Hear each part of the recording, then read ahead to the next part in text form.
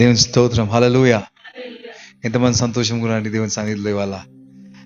దేవుడు మనతో మాట్లాడబోతున్నాడు ఇవాళ. ఆయన వాక్యం ద్వారా మనతోని మాట్లాడబోతున్నాడు. ఎవరైనా తెలుగు బైబిల్ చదువుతారా అండి నా కొరకు? ఉందా? మైక్ ఉందా అక్కడ? దేవుని స్తోత్రం. Today is called good Friday. ఇది మంచి శుక్రవారము, గుడ్ ఫ్రైడే. హల్లెలూయా. ఇది మంచి రోజా లేకపోతే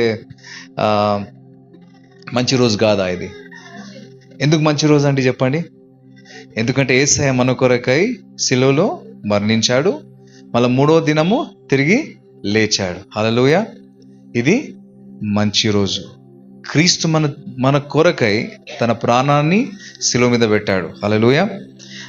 తండ్రి అయిన దేవుడు తన కుమారుడి యొక్క శిలువ వలన మనకు ఒక గొప్ప అదేమంటారు, అది ప్రేమ యొక్క దృశ్యాన్ని చూపించిందండి. ఆ దృశ్యం ఏమంటే శిలువ. తండ్రి అయిన దేవుడు మనల్ని ఎంత ప్రేమిస్తున్నాడో మనకి ఎట్లా తెలుసా అండి? తన కుమారుణ్ణి శిలువ మీద వేసినప్పుడు, తన సొంత కుమారుణ్ణి శిలువ మీద వేసినప్పుడు he demonstrated his love for us on the very act of the cross. Amen. When we see the cross, మనం శిలువను చూసినప్పుడు తండ్రి దేవుని యొక్క అమూల్యమైన ప్రేమ మనకు కనపడతబడుతుంది అన్నట్టు. ఇప్పుడే మనం పాడుకున్నాం, అమూల్యమైన నిష్కలమైన రక్తము, అమూల్యమైన ప్రేమతోని ఆ రక్తాన్ని యేసయ్య శిలువ మీద చిందించాడండి. హల్లెలూయా. He shed his blood for all our transgressions. మన ప్రతి పాపము కొరకై యేసయ్య తన శిలువ మీద తన రక్తాన్ని చిందించిండు అన్నట్టు. హల్లెలూయా. సో మనం ఎప్పుడైతే శిలువను చూస్తామో తండ్రి దేవుని యొక్క ప్రేమ మనకు అర్థమవుతుందండి, ఎంత మనల్ని ప్రేమిస్తుందని. హల్లెలూయా. వాక్యం ఏం చెప్తుందంటే హెబ్రీ 12లో మొదటి 3 వచనాలు ఏం చెప్తుందంటే, 2వ వచనం 3వ వచనం చదివినప్పుడు అక్కడ ఏం చెప్తుందంటే, it was a Joy that was set before him. Jesus went on the cross for the Joy that was set before him. అంటే శిలువ మరణం ఎందుకు ఎక్కిందంటే యేసయ్య తనకేం కనిపించింది అంటే ఆనందము. చదవండి అమ్మా 3వ వచనం చదవండి ఎవరన్నా. 12:3 హెబ్రీ 2:3 చదవండి అమ్మా. 12 2వ వచనం చదువు. మనలను ఆవరించి ఉన్నందున మనము కూడా ప్రతి భారమును సులువుగా చిక్కులబెట్టు పాపమును విడిచిపెట్టి విశ్వాసముకు కర్తకు దానిని కొనసాగించువాడైన యేసు వైపు చూచుచు మన ఎదుట ఉంచబడిన పందెములో ఓపికతో పరిగెత్తుదుము. ఆయన తన ఎదుట ఉంచబడిన ఆనందము కొరకై అందరం చెప్దామండి, ఆనందము కొరకై. ఆ బైబిల్ అండర్లైన్ చేసుకోవాలి. అద్భుతమైన మాట. ఆయన ముందు ఉంచబడిన ఆనందము కొరకై అవమానమును నిర్లక్ష్య పెట్టి సిలువను సహించి దేవుని సింహాసనము యొక్క కుడి పార్శ్వమున ఆసీనుడై ఉన్నాడు. అంటే ఈ కంప్లీటెడ్ ద వర్క్. ఇప్పుడు ఏం చేసిందంట? సింహాసనం యొద్దన ఆసీనుడై ఉన్నాడు. హల్లెలూయా. ఆయన ఎందుకొరకై సిలువ ఎక్కినంట? ఆయన ముందున్న ఆనందము కొరకు. ఎవరండి ఆయన ఆనందం చెప్పండి అమ్మా? ఎవరైనా ఆనందం చెప్పండి. మీరు, నేనే, మనమంతా సంఘమే. ప్రతి ఒక్కరు ఆయన రక్తం ద్వారా కరగబడాలి, మారుమంచు పొంది పరలోక రాజ్యంని అనుభవించాలి. రాజ్యంలో వారసులుగా మార్చుకోవడానికి యేసయ్య అదే ఆనందంగా పెట్టుకున్నాండి. సిలువ ఆనందమా అండి ఎవరికన్నా? కానీ యేసయ్యకి సిలువ ఆనందము. హల్లెలూయా. యేసయ్యకి సిలువ ఆనందము. ఎందుకండి?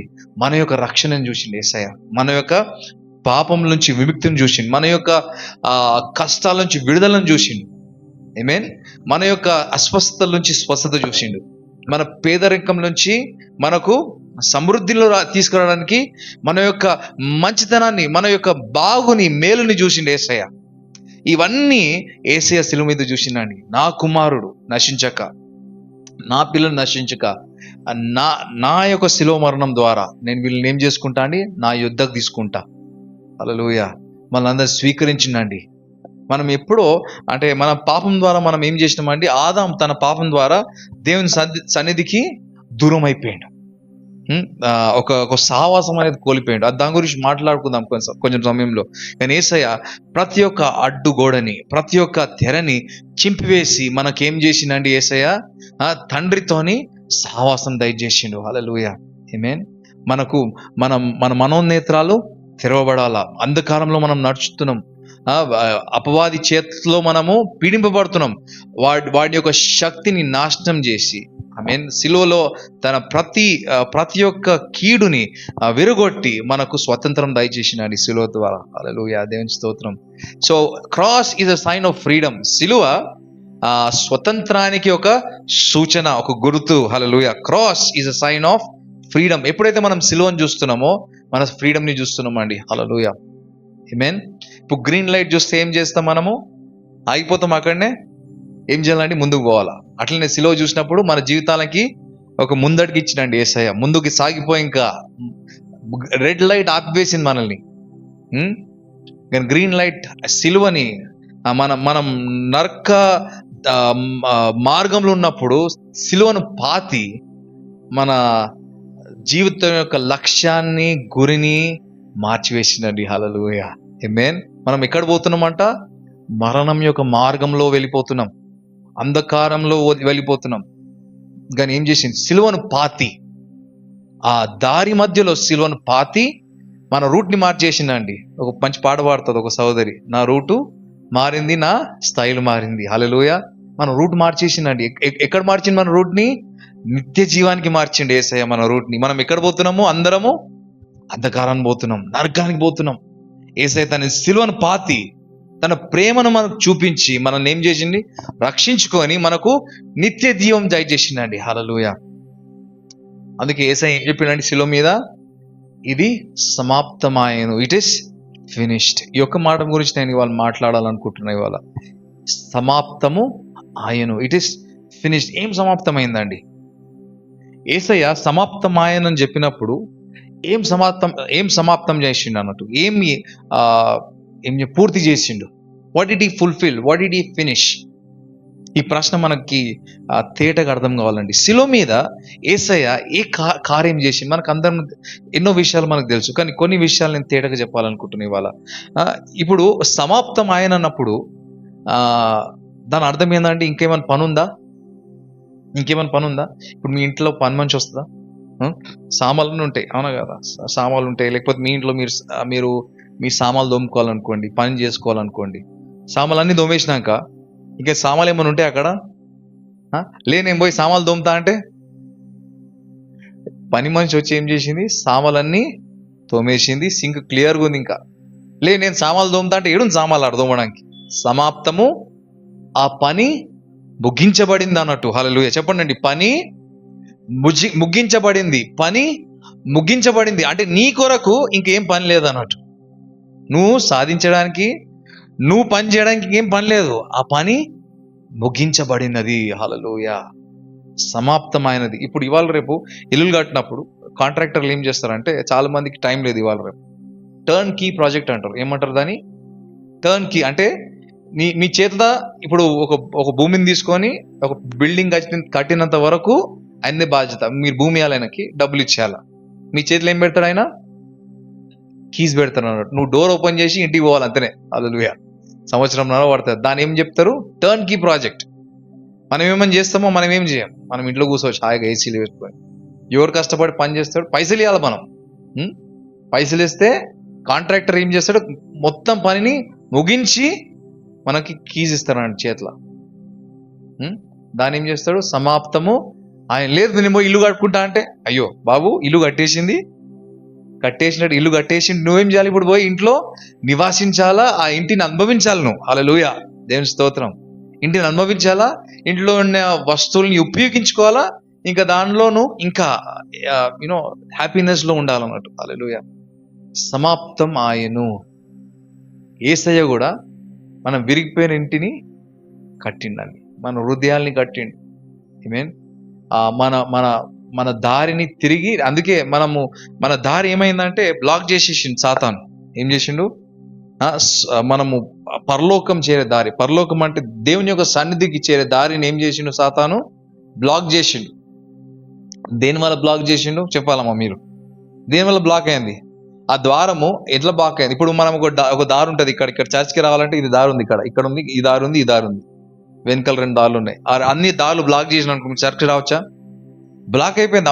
పాస్టర్ గారు ఫోన్ చేసి చెప్తారమ్మా దారి బ్లాక్ అయిపోయింది, మేము రాలేము చర్చ్కి అనగదండి. సాతాన్ ఏం చేసిండండి, అన్ని దారులు బ్లాక్ చేసేసిండు అన్నట్టు. యేసయ్య వచ్చి ఏం చేసిండు, నేనే చెప్పాలా సంగమా, నోరు తెరిచి చెప్పాలి, నేనే ఎవరు, మార్గము నేనే, సత్యము నేనే, జీవమని పలికింది ఎవరండి, మన యేసయ్య. ఆమేన్. దేనికి మార్గం అండి, తండ్రికి చేరుకోవడానికి యేసయ్య మనకు మార్గం తెరిచిండు అన్నట్టు. హల్లెలూయా. ముగించిండు. ఇట్ ఈస్ శిలువ మీద వాక్యం ఏం చెప్తుందంటే యూదులు 40 దెబ్బలు కొట్టారంట, ల్యాషెస్ అంటారు దాన్ని, ల్యాషెస్. విప్ ఉంటుంది, విప్ అంటారా తెలుగులో ఏమంటారు దాన్ని,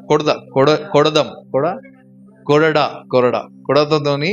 దానికి ఏముంటుంది అంటే లెదర్ స్ట్రాప్స్ ఉంటాయి. లెదర్ స్ట్రాప్స్ అంటే ఒక చర్మంతో చేయబడిన ఈ స్ట్రింగ్స్ లాగా ఉంటుంది అన్నమాట. దాంట్లో ఒక బోన్స్ ఇంకా మెటల్స్, చిన్న చిన్న యానిమల్స్ బోన్స్ తోని మెటల్స్ తోని వాళ్ళు ఏం చేస్తారంటే దానికి చుడతారన్నట్టు, దానికి ఆ విప్స్ కి చుట్టి దాంతో కొట్టినప్పుడు చర్మం మాత్రమే కాదండి, నీ మాంసం కూడా కనిపించాలన్నట్టు, ఫ్లెష్. సో మాక్సిమం ఎంత కొడతారంటే యూదులు 40 కొడతారంట. ఎంత? 40 కూడా కొట్టారు, 39 ఆపేస్తారు అన్నట్టు. 30, ఎందుకంటే 40 కొడితే చచ్చిపోతారు మనిషి. యేసుప్రభు అంటే మనకు క్లియర్ గా వివరణ లేదు ఎన్ని కొట్టిరని యేసయ్య అని అందరూ అంటారు 39 అని. 39. రోమీలు ఇంకా కఠినస్తులు అన్నట్టు. చాలా భయంకరంగా యేసయ్యని టార్చర్ చేసింది అన్నట్టు. ఎందుకంటే తను కొడా దెబ్బలు తినాల్సి వచ్చింది. వాక్యం ఏం చెప్తుందంటే యేసయ్యలో తన వీపు దున్నబడింది. అమ్మా, భూమిని మనము ఎద్దులతో దున్నుతాం. దున్నడం అంటే ఏంది, దాన్ని ఏమంటారు, ఎవరైనా వ్యవసాయం చేసే వాళ్ళు చెప్పాలి నాకు.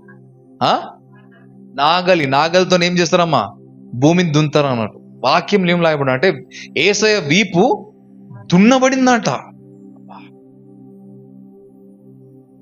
అది ఆనందమా అండి, అది ఆనందమా? వాక్యం ఏం చెప్తుంది, ఇది నాకు ఆనందము, సిలువ ఎక్కడం ఆయనకి ఆనందం. ఎందుకు ఆనందం ఆయనకి? మన యొక్క రక్షణ కొరకై, నీ యొక్క రక్షణ కొరకై, నా యొక్క రక్షణ. అందుకే ఈ శుక్రవారం రోజు మనము ఆనందించాలండి, ఏడవడం కాదండి, ఆనందించాలి. ఎందుకంటే మన విజయాన్ని యేసయ్య మనకు డిక్లేర్ చేసిండండి. హల్లెలూయా. విక్టరీ మనకు డిక్లేర్ చేసింది. గుడ్ ఫ్రైడే రోజు మనం విన్నర్స్ అని డిక్లేర్ చేయబడింది. ఎవరి వల్ల? క్రీస్తు యొక్క శిలువ వలన. ఆమేన్. ప్రతి మార్గం ఏదైతే బ్లాక్ అయిపోయిందో అన్ని మార్గాలు తెరవబడింది అన్నట్టు. క్రీస్తు యొక్క రక్తం ద్వారా, క్రీస్తు యొక్క శరీరం ద్వారా ఆ తెరని చించివేసింది అన్నట్టు. సమాప్తము ఆయను. హల్లెలూయా. ఇప్పుడు చూడండి అమ్మా, మీరు పని చేసినాక ఏం చేస్తారు? దినమంతా అలసిపోయి పని చేశారు అనుకోండి, దినమంతా పని చేశారు, పని చేయగానే మీకు ఒక కుర్చీ కనిపించింది అనుకో, ఏం చేస్తారు? ఫస్ట్ పోయి, నేనేమన్నా పని చేసిన అనుకోండి, గంట పని చేస్తా, మరసాన్ పాలను అడగండి, మళ్ళీ పోయి ఒక 10 నిమిషాలు వండుకుంటా బెడ్ మీద. ఇట్లా కంపల్సరీ వండుకోవాలి, నా బ్యాక్ రెస్ట్ ఇస్తాను. నేను ఏదైనా పని చేస్తే నేను బ్రేక్లలో పని చేస్తాను. ఇట్లా గంట పని చేస్తా, గంటన్నర పని చేస్తా, మళ్ళా పోయి వండుకుంటా, మళ్ళీ పని చేస్తా, మళ్ళీ పోయి ఒక 10 నిమిషాలు అట్లా.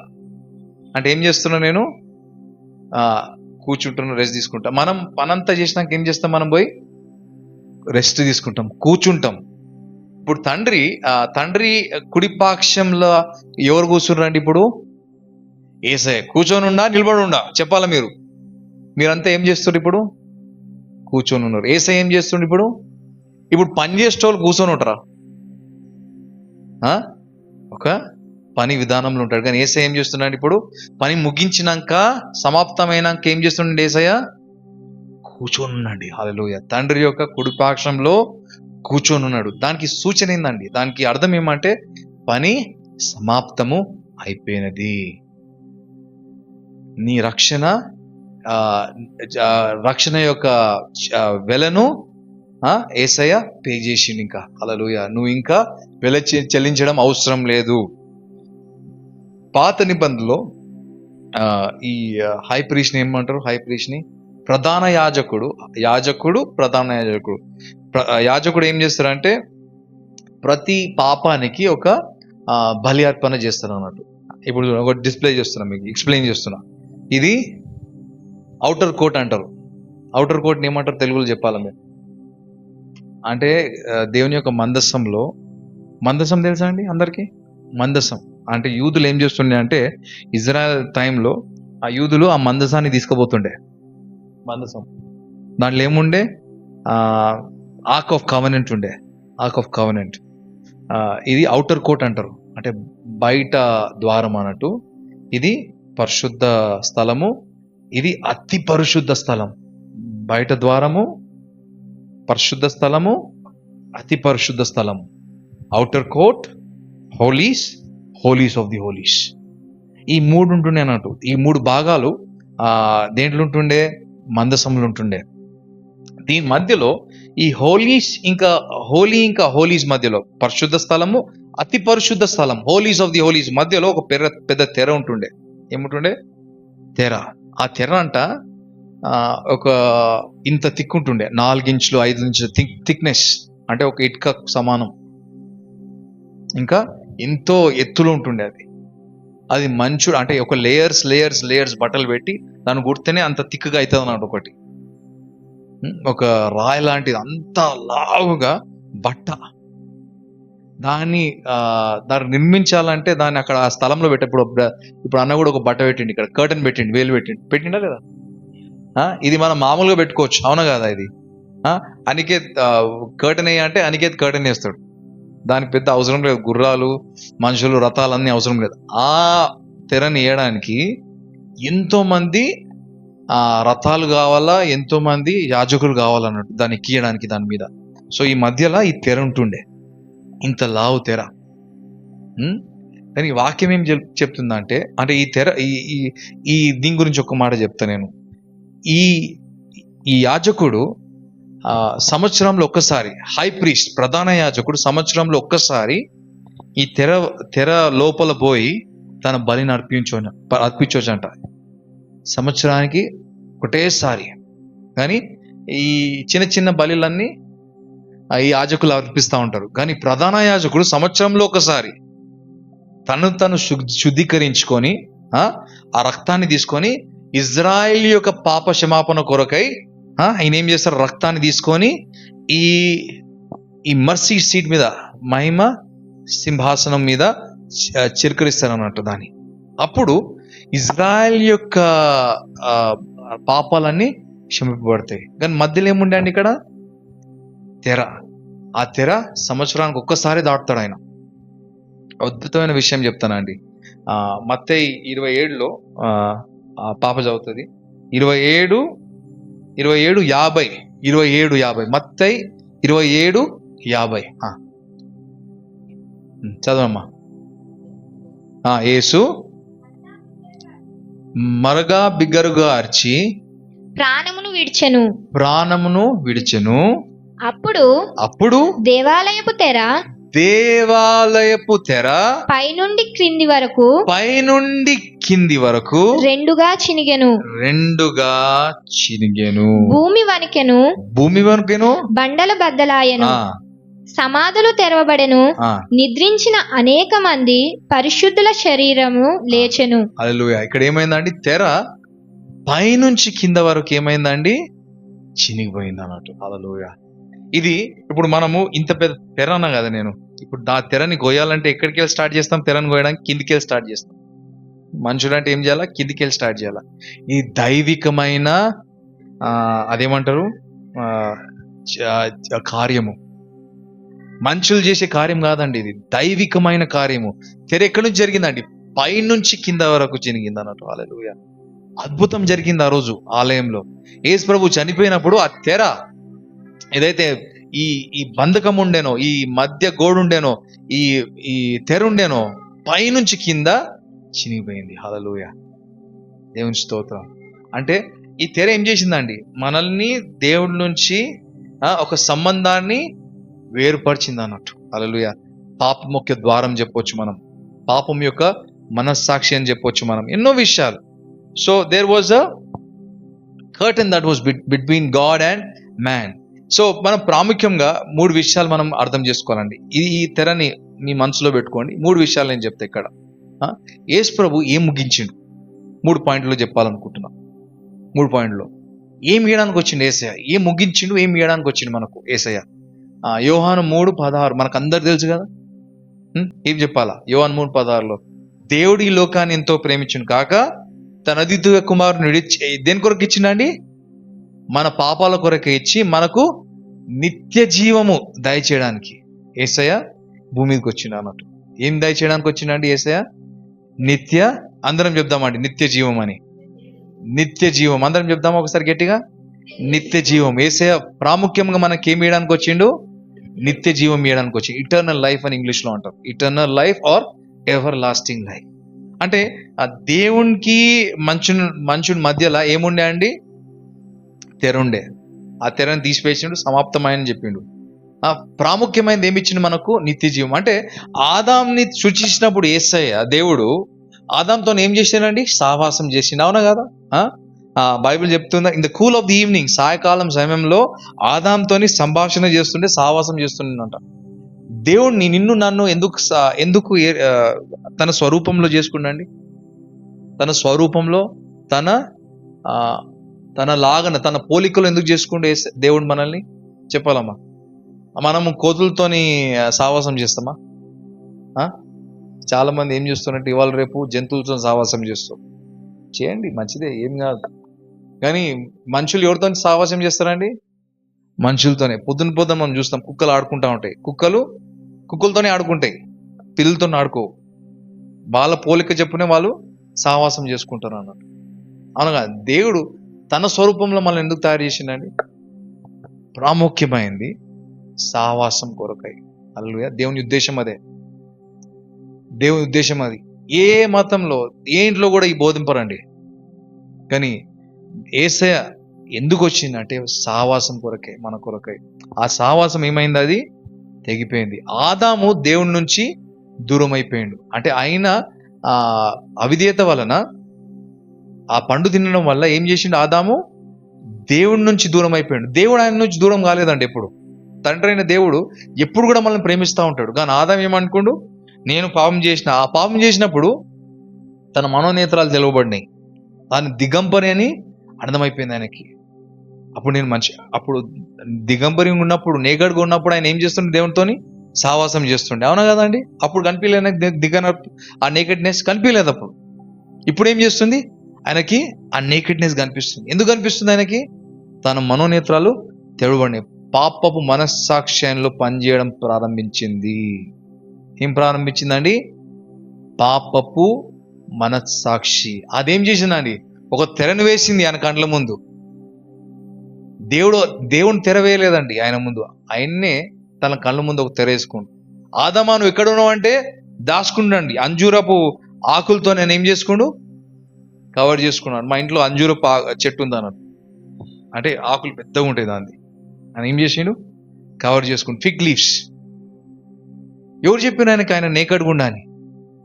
తన మనోనేత్రాలు తెడవబడినాయి. అంటే పాపం యొక్క మనోనేత్రాలు, అదేమంటారు దాన్ని? కాన్షియస్ ఏమంటారు?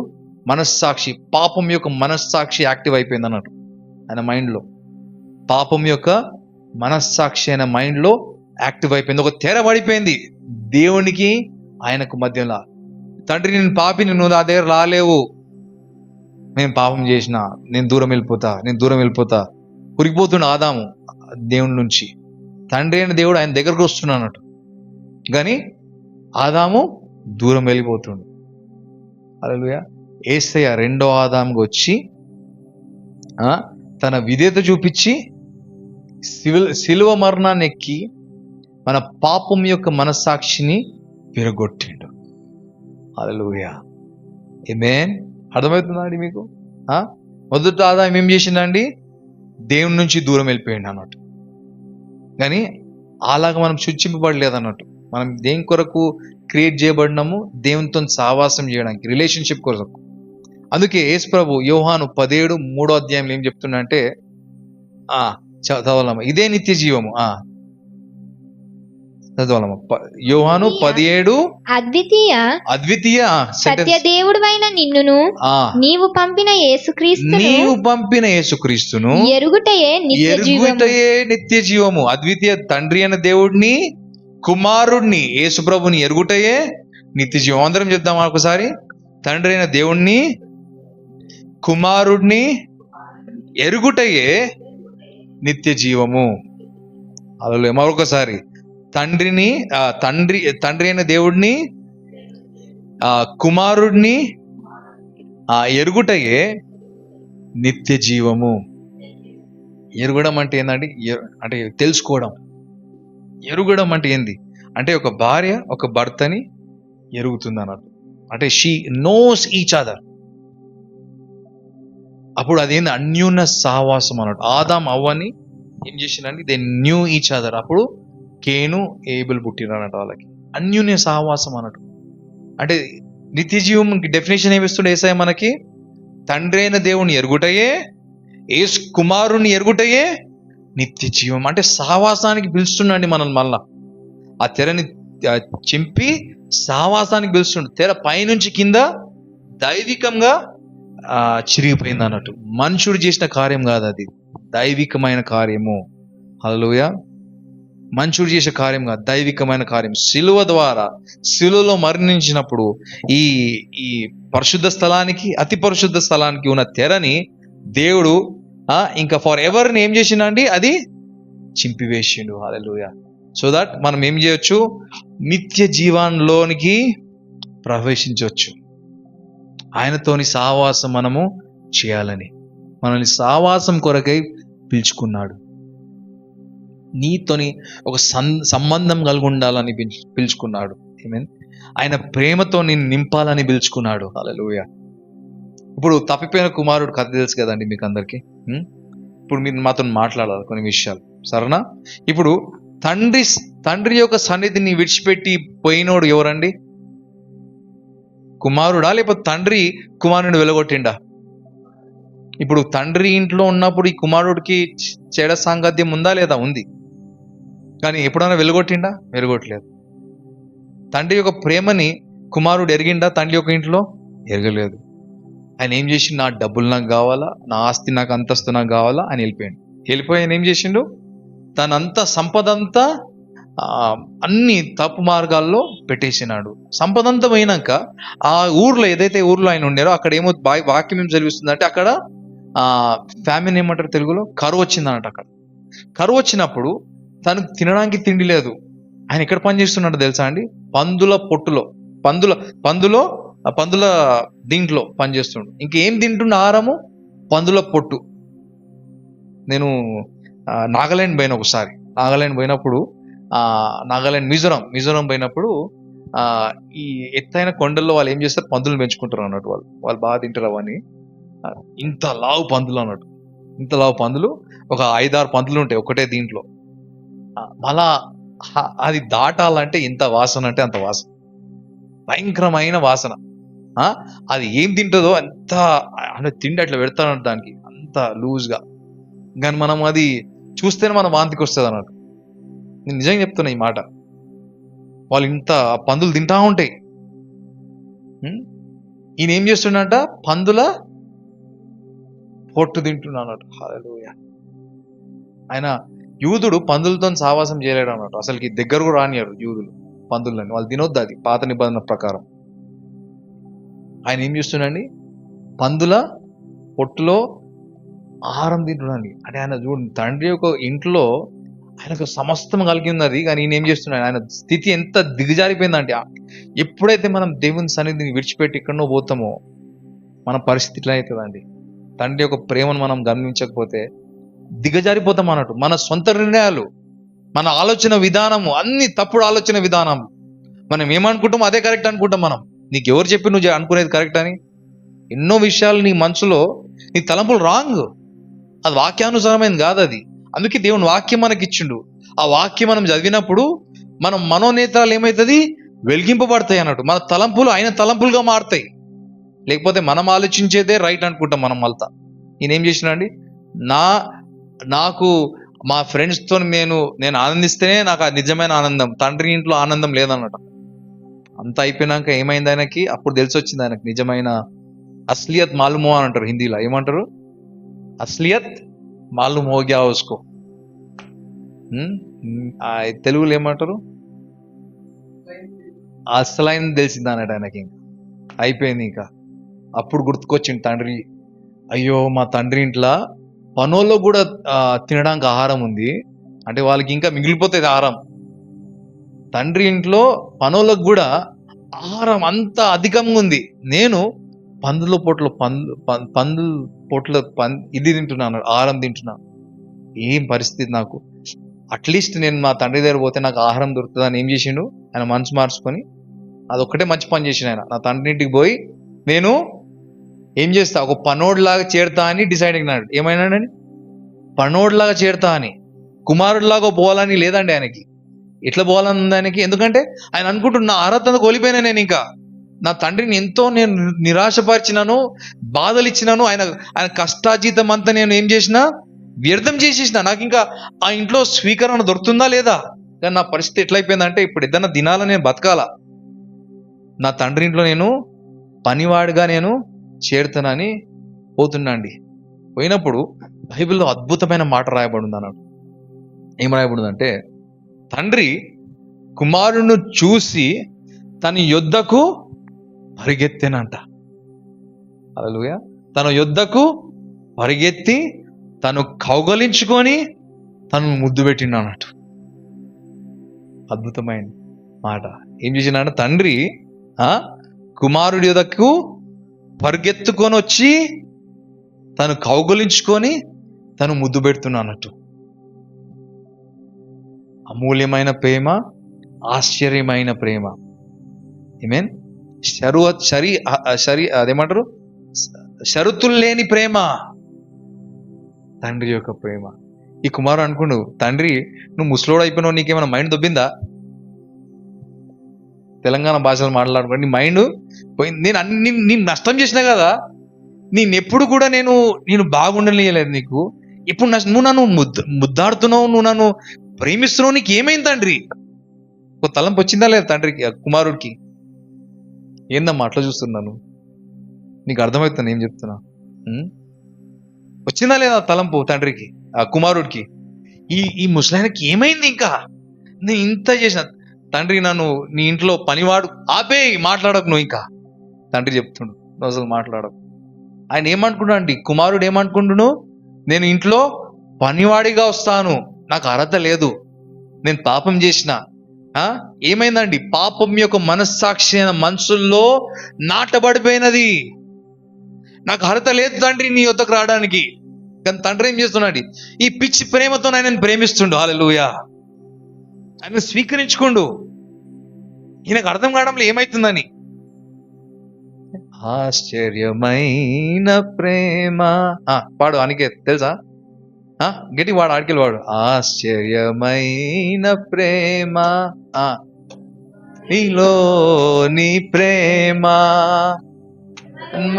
కంటే బలమైన ప్రేమది, నిన్ను జయించే నీ ప్రేమ, మరణము కంటే బలమైన ప్రేమది, నన్ను జయించే నీ ప్రేమ, ఆశ్చర్యమైన ప్రేమ. ఆశ్చర్యమైన అండి ఎవరు? కుమారుడు. ఆశ్చర్యమైన ప్రేమ అంటే నన్ను ఆ పాటలో ఒక వచనం ఉంటది, నన్ను పాడమ్మా పాడమ్మ.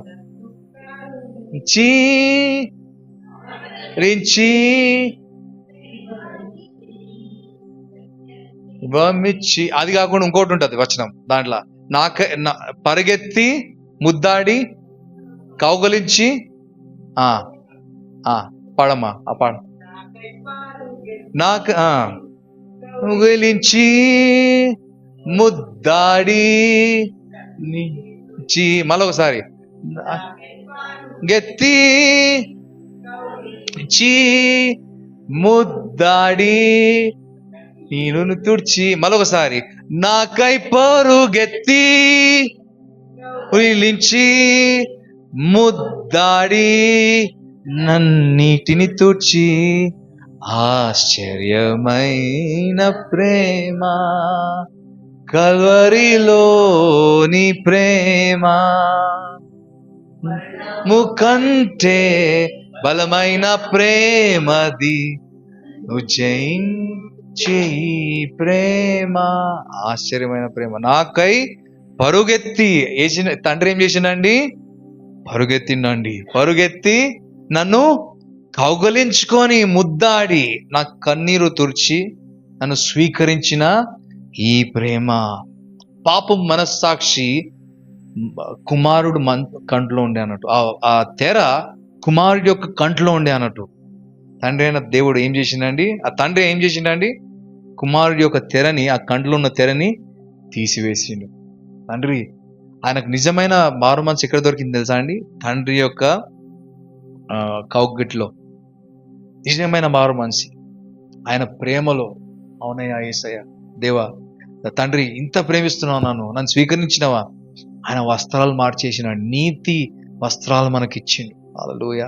నీతిమంతుడుగా మనం మార్చిండు. ఇంకా నువ్వు పాపి కాదు, నువ్వు దాసుడి కాదు, నువ్వు సేవకుడు కావు, నా కుమారుడు నువ్వు. మన స్థానాన్ని మార్చినండి, మన స్థితిగతులు మార్చిన దేవుడు అండి. హల్లెలూయా. శిలువ మరణం వలన మన స్థితిగతులు మారబడినాయి. మన కుమారుడు యొక్క అదేమంటారు, ఇన్హెరిటెన్స్ ఏమంటారు ఇన్హెరిటెన్స్ ని తెలుగులా వారసత్వం ఇచ్చిందండి. హల్లెలూయా. కుమారుడి యొక్క వారసత్వం మనకిచ్చిందండి. హల్లెలూయా. మనం దాసులం కాదు, ఇంకా బయటోళ్ళం కాదు, ఇంకా మనం తన రక్తం ద్వారా మనం ఏం చేసినాము? దగ్గరికి తీసుకువచ్చినాం అన్నట్టు. దేవుడు మనల్ని తన స్వరూపంలోకి మార్చుకున్నాడు. మన పాపాలని, మన పాత జీవితాన్ని ప్రతి ఒక్కటి సిలువకి మనము కొట్టవేయబడినాం అన్నట్టు. మన పాపాలన్నీ బైబిల్లో బ్యూటిఫుల్ గా రాస్తుంది కొలోషియన్స్ లా. ప్రతి ఒక్క ఆజ్ఞలు మనల్ని ఎప్పుడు ఏదైతే పాపిగా చూపిస్తుందో ప్రతి ఆజ్ఞ, దాన్ని ఏం చేసిందంట? సిలువకు మొల్లలో కొట్టబడింది అన్నట్టు. హల్లెలూయా. మన పాపపు యొక్క మనస్సాక్షి యేసయ్యకి ఏమి ఇచ్చిందండి? ముళ్ళ కిరీటం. దానికి దేనికి సాదృశ్యం అండి? మన పాపకు మనస్సాక్షిని కంప్లీట్ గా తొలగివేయడానికి యేసయ్య ముళ్ళ కిరీటం పెట్టుకున్నాండి. ఇప్పుడు ఆ పాప మనస్సాక్షి మనలో పనిచేయాలనా? లేదు, పనిచేయలేదు. నువ్వు పాపి కాదండి. ఇప్పుడు ఎవరు నువ్వు? కుమారుడి. ఇప్పుడు ఇంకా మనం ఏం చూస్తున్నాం అంటే, ప్రభువా నేను పాపిని, ఆ పందుల పొట్టులనే చూస్తున్నాం మనం, పందుల దీంట్లోనే కాదండి. అక్కడ లేదు ఇప్పుడు నీ స్థానం. ఆయన ఏమనుకుంటారు కుమారుడు? నేను పనికిరాని వాడిని, నేను దాసుడిని, నేను ఎన్ని పాపాలు చేసిన నాకు తండ్రి ఇంట్లో నాకు స్వీకరణ లేదు. కానీ తండ్రి ఏం చేసిండండి? తన్ని కౌగలించుకొని ముద్దాడిండండి. హల్లెలూయా. క్రీస్తు యొక్క ప్రేమ అది, సిలువలో కార్చిన ప్రేమ అది, నీ కొరకై నా కొరకై కార్చిన ఆ తెరని కంప్లీట్ గా తొలగివేసిందండి. ఇప్పుడు మనకేముందండి? స్వేచ్ఛ. ఏం స్వేచ్ఛ ఉంది? ఆ పరిశుద్ధ స్థలం నుంచి అతి పరిశుద్ధ స్థలానికి రావడానికి మనకేముంది? స్వేచ్ఛ. ఆమేన్. ధైర్యం ఉంది. ధైర్యంతో రావచ్చా వాళ్ళు మనము? ఏది ప్రభా నేను పాపిని తండ్రి. మన ప్రార్థన చూసుకోండి ఒకసారి. మీ ప్రార్థన చాలా అద్భుతంగా ప్రార్థన చేస్తారు మీరంతా. ప్రభా నేను పాపిని ప్రభా, నేను పనికిరాని వాడిని తండ్రి, నేను పురుగు వాడిని ప్రభా, నేను దుష్టిని ప్రభా. తండ్రి నీకు కుమారత్వం ఇచ్చినప్పుడు ఇంకేం చేస్తున్నావు? నీ ఐడెంటిటీ ఏముంది? ఇంకా నీది దాసత్వ ఐడెంటిటీ అన్నట్టు. ఇంకా మనము కుమారత్వంకి రాలేదండి. కుమారులు అట్లా మాట్లాడరండి. ఇప్పుడు నా కొడుకుండు పాలు, ఆ డాడీ నేను నీకు పురుగు వంటి వాడిని అని అంటే నాకు మంచిగా అనిపిస్తుందా? నాకు పుట్టినావు కదా బాబు, నువ్వు పురుగే, నువ్వు నా స్వరూపంలో పుట్టినావు. అందరు ఆయన చూసి పాలు నీలాగానే ఉంటాడు బ్రదర్ అని అంటాడు. మీరు పాలు లాగానే ఉంటారు. చాలా మంది ఏమంటారు? మీరు పాలు లాగా ఉంటారు అంటాడు. బాబు ఆయన నాలాగా ఉంటాడు అన కదా. ఆయన నాలాగా అంటే ఆయన పురుగు అంటే నాకు మహిమనిస్తుంది. తండ్రి అయిన దేవుడికి మీరు పాపులు అంటే మహిమనిస్తుందా? కాదు. మళ్ళీ ఏం చేసిండండి? ఆ శిలువ మరణం వలన మనల్ని మార్చేసిండండి. హల్లెలూయా. మన స్థితిగతులను మార్చేసి ఇప్పుడు మనకేముంది? స్వాతంత్రం ఉంది. ఇక్కడ తన సన్నిధికి రావడానికి. దేనికోసం రావాలండి? దేవుని సన్నిధి కొరకు, ఆయనతోని సహవాసం చేయడానికి. హల్లెలూయా. అపవాది ప్రతి ద్వారం పెడుతుందండి మన మధ్యలో. ఇప్పుడు అన్నిటికంటే పెద్ద ద్వారం తెలుసా మీకు? ఏది చెప్పాలా మీరే? ఈ లోకం ఈ సమయంలో అన్నిటికంటే పెద్ద తెర మనకుందేది శోధన ఏంది చెప్పండి? మనల్ని దేవుని సన్నిధిలో అనుభవించకుండా మనల్ని ఆపివేసేది ఏం చెప్పండి? చెప్పాలా? మీకు అందరు తెలుసు ఆన్సర్. చెప్పరా? సెల్ ఫోన్ అండి. ఇది పెద్ద ఇదే పెద్ద ఇది ఏమంటారా తెర. ఇదే కనిపిస్తుంది మనకు, దేవుని సన్నిధి కనిపించడం లేదు. చాలా మనం ఏం చేస్తున్నామంటే సమయం దీంతో సావాసం ఎక్కువ చేస్తున్నాం. మనం తండ్రి అయిన దేవునితో సావాసం చేయడం లేదు. హల్లెలూయా. సో దేవుడు తనతో సావాసం చేయడం మనం చూస్తున్నాడు. హల్లెలూయా. సావాసం కొరకై తను ఏం చేసింది, మనకు నిత్య జీవం ఇచ్చింది. సమాప్తమైంది. ఏం సమాప్తమైంది? ఆ ద్వారాల్ని తెంపివేసినాడు, ఇరిగొట్టేసిండు, ఇంకా చింపివేసిండు ప్రతి ఒక్క తెరని, మనకు స్వాతంత్రం ఇవ్వడానికి, అధికారంతో, ధైర్యంతో మనం ముందుకు రావడానికి తండ్రి మన కొరకై పరిగెత్తుకొని వస్తున్నాడు. మీరు పరిగెత్తుకొని తండ్రి రొమ్మును ఆనుకోవాలా. హల్లెలూయా. ఆమేన్. దేవునికి స్తోత్రం. రెండో విషయం నేను చెప్పాలనుకుంటున్నా. యేసయ్య ఏం ముగించిండు శిలువ మీద? మొదటి ఏదైతే ఆ దూరం ఉండేనో ఆ దూరాన్ని ఏం చేసిండు?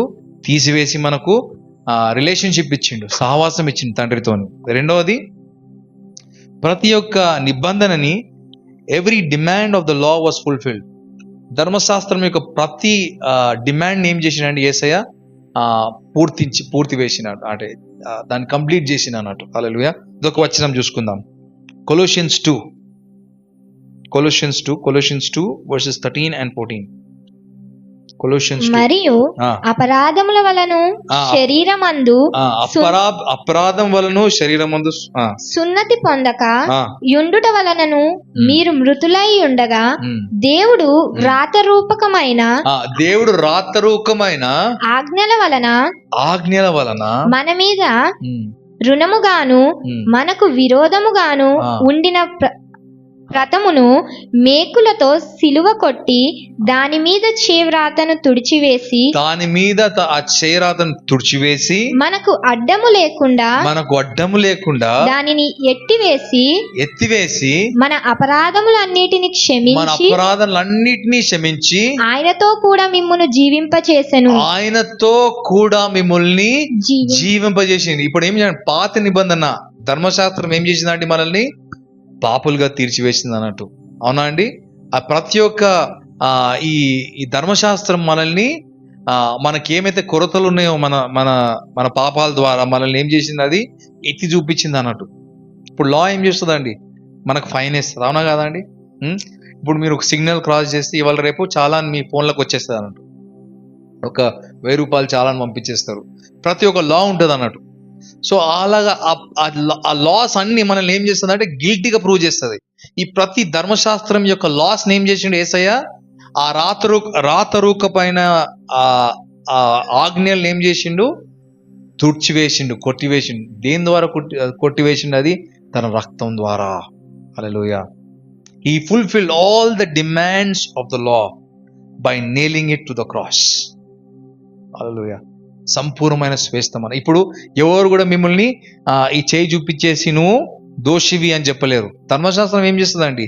నువ్వు దోషివని నేను ఏం చేస్తుంది? శిక్షిస్తుంది.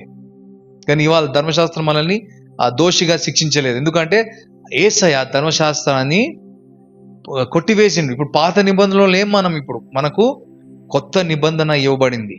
ఆయన రక్తం ద్వారా ఒక నిబంధన చేయబడింది అన్నట్టు. నూతన నిబంధనలో మనకు ప్రవేశం ఉన్నది. పాత నిబంధనలో ఇక్కడ ఏముండే?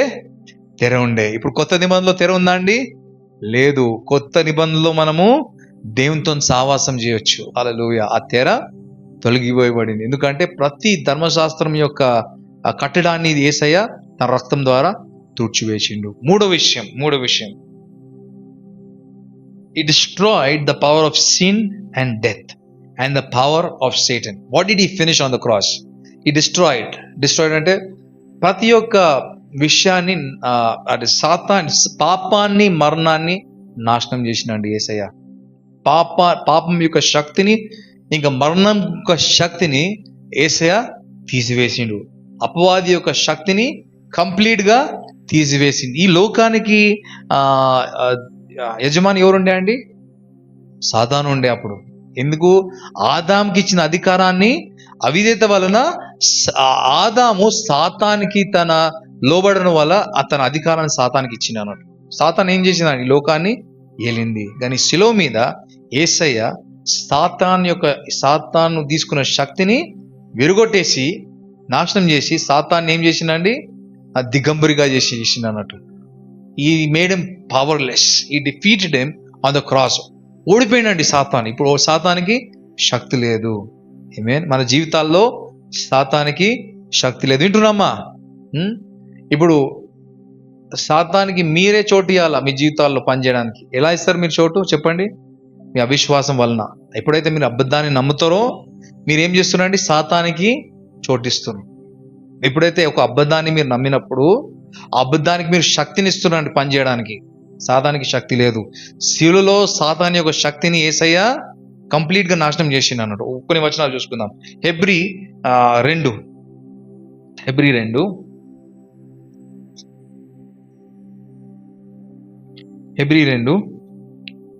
9వ వచనం ఒకసారి చదవమ్మా.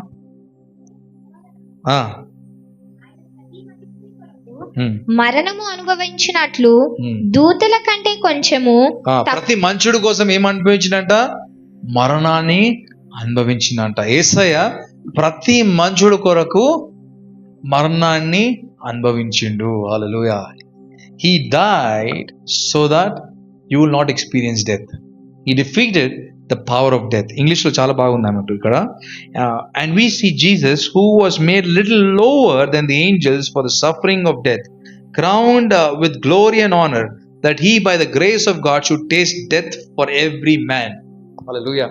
That Christ may experience death for every man, so that the power of death will be defeated in our lives. 14వ వచనం చదవనమ్మా. కాబట్టి ఆ పిల్లలు రక్తమాంసములు గలవారయ్యందున ఆ ప్రకారమే మరణము యొక్క బలముగా వానిని అనగా అపవాదిని మరణము ద్వారా నశింపజేయుటకును జీవిత కాలమంతయు మరణ భయము చేత దాస్యమునకు లోబడిన వారిని విడిపించుటకును ఆయన కూడా రక్తమాంసములలో పాలివాడాయను. హల్లెలూయా. ఎంత అద్భుతమైన వచనం అండి ఇక్కడ. యేసుప్రభు ఏం చేసిందంట? రక్తమాంసంగా మారిపోయిందంట. మనలాగా మారిపోయిండు అన్నట్టు. ఎందుకు మారిపోయిండు? ఎందుకు ఈ భూమికి రావాల్సి వచ్చింది? సో దాట్ నీలాగా నాలాగా to destroy the power of death, that is the devil. English లో తెలుగు సార్ మరొకసారి చదవమ్మా. బెల్ల చదవను ఒకసారి. అందరం విందాం, జాగ్రత్తగా విందాం. ఆ పిల్లలు రక్తమాంసములు గలవారై అందున ఆ ప్రకారం మనము ఎవరండి? రక్త మాంసము కలిగిన వారము. ఆ ప్రకారమే మరణము యొక్క బలము గల వారిని మరణం యొక్క బలం గారు వారిని అనగా అపవాదిని మరణము ద్వారా నశింపజేయుటకును జీవిత కాలమంతయు మరణ భయము చేత దాస్యమునకు లోబడిన వారిని విడిపించుటకును ఆయన కూడా రక్త మాంసములలో పాలివాడాయను. హల్లెలూయా.